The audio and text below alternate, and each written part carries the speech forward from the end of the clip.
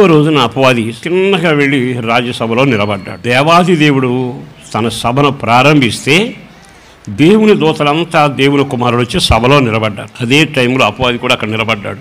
వెంటనే అన్నాడు, నువ్వు ఎక్కడి నుంచి వచ్చావు, ఎక్కడెక్కడ తిరిగి వస్తున్నావు ఏమిటని అడిగాడు.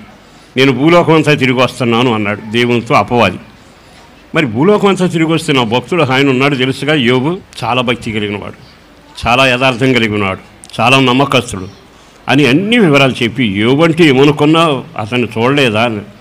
అయ్యా నాకు యోబు తెలియపోవటం ఏంటి తెలుసు, కాకపోతే అతన్ని ఎందుకు భయభక్తులు నిలిపాడు అంటున్నావే, కష్టం లేకుండా ఆస్తి పెంచావు, గొర్రెలు మందలు పిల్లలు బాగా విస్తరించారు, మరి అట్లాంటప్పుడు దేవుణ్ణి నమ్ముకోకుండా ఎట్టుంటాడు, అది కానీ పోతే అప్పుడు తెలుస్తుంది అన్నాడు.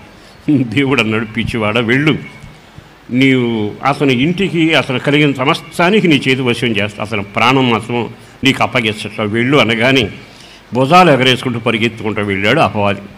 వెళ్ళి యోబు దగ్గరికి వెళ్ళి పంట పాడి అన్నీ నాశనం చేయడానికి తెగించాడు. ఎంతైనా నాశనం పుత్రుడు ఆడేగా, నాశనం చేయడానికి సరిపోయిన వాడు ఇక పరుగున వెళ్ళి ఇంకేముంది, యోబు చరిత్ర క్లోజ్ అయిపోతుంది, అతని ఆస్తి సమస్తం నాశనం చేస్తానని వెళ్ళి మొత్తం మీద వెళ్ళాడు తిరిగాడు మరలా సభలోకి వచ్చాడు. సభలో రాగానే జరిగిన చరిత్ర ఏమిటో తెలుసా?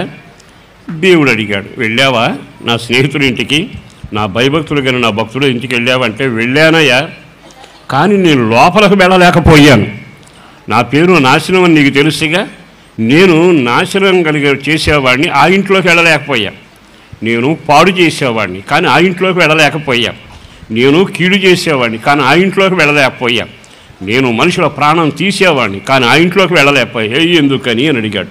అప్పుడు వెంటనే ఏమన్నాడు తెలుసా? దీనంతటి కారణం నీవు ఆ ఇంటికి కంచి వేశావు, అతని ఆస్తికి కంచి వేశావు, అతను కలిగిన సమస్తాన్ని కంచి వేశావు. లేఖనాల ప్రకారం గుమ్మం మీద యేసు రక్తం అనే గొర్రెపిల్ల రక్తపానువాలు ఉంటే ఆ నాశనం చేసేవాడు, పాడు చేసేవాడు, నిన్ను బాధ పెట్టేవాడు పొరపాటున నీ ఇంట్లోనికి రాలేను. యోబు కంచి వేసుకోవాలా, దేవుడు అతనికి కంచి వేశాడు. నాకు నేను కంచి వేసుకోలేను, మీకు మీరు కంచి వేసుకోలేరు, కానీ మన దేవుడు అన్నాడే, తప్పక దుష్టుడు బాధించేవాడు నీ ఇంటికి రాకుండా కంచి వేయునుగాక. చాలాసార్లు మన జీవితంలో కంచి లేకుండా నష్టం ఎందుకు పోతున్నాం, నష్టాన్ని ఎందుకు అనుభవిస్తున్నాం? దేవుడు కంచి వేయడానికి సిద్ధంగానే ఉన్నాడు, కానీ ఆయన కంచి వేయటానికి నీ దగ్గర నుంచి స్పందన ఏమిటంటే మండే బలిపీఠం నీ ఇంట్లో ఉండాలి. మరి అంటున్నాడు, యెరూషలేము నేను కాపాడుతాను అంటున్నాడుగా, నీ హృదయాన్ని కాపాడుతాడు, నీ ఇంటిని కాపాడుతాడు, సమస్తాన్ని కాపాడుతాడు. మరి యేసు రక్త ప్రోక్షణలో కడగబడిన అనుభవంలో ఉన్నావా?